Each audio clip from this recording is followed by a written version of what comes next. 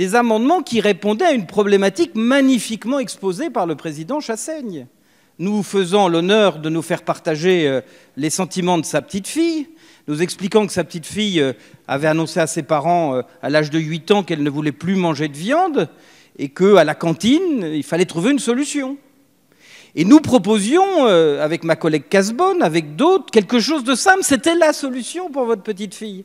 C'était de dire, celui qui veut manger de la viande, il est libre, vive la liberté. Mais celui qui ne veut pas en manger, si on ne lui offre pas de menu végétarien équilibré, qu'est-ce qu'il fait? Alors je sais bien, il y a certains de nos collègues qui, sur ces débats, ont dit il n'a qu'à mettre la viande sur le côté et manger des légumes. C'est d'abord une confusion qui consiste à penser qu'un menu végétarien, ça ne serait que des légumes.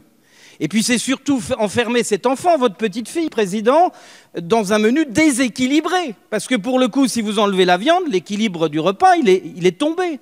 Alors qu'avec l'idée qui est portée par plusieurs d'entre nous de dire il faudra qu'un jour, dans les cantines, à côté de la liberté de manger de la viande, il y ait aussi de la liberté de ne pas en manger et d'avoir un repas équilibré, c'est ça le sujet.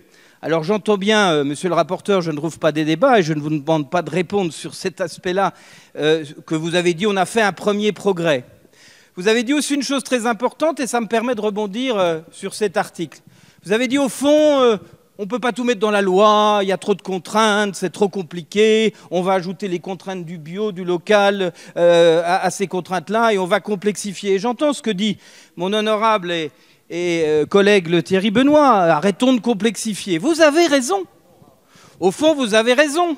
Et sur les menus végétariens, vous avez d'autant plus raison, mes chers collègues, que j'ai une bonne nouvelle, c'est qu'aujourd'hui, dans toutes les villes de plus de 30 000 habitants, il y a une expérience végétarienne qui est en cours.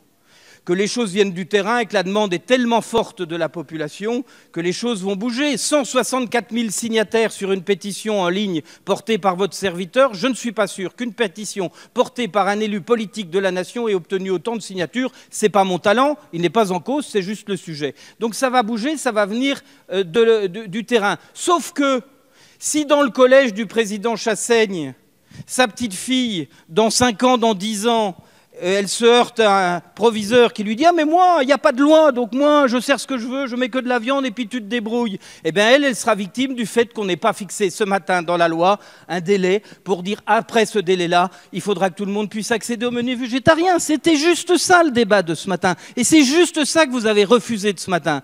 De dire il y a un moment, il faudra que ça concerne tout le monde. La liberté de manger ce qu'on veut devra s'ajouter à l'égalité dans le territoire et que chacun puisse manger ce qu'il souhaite manger.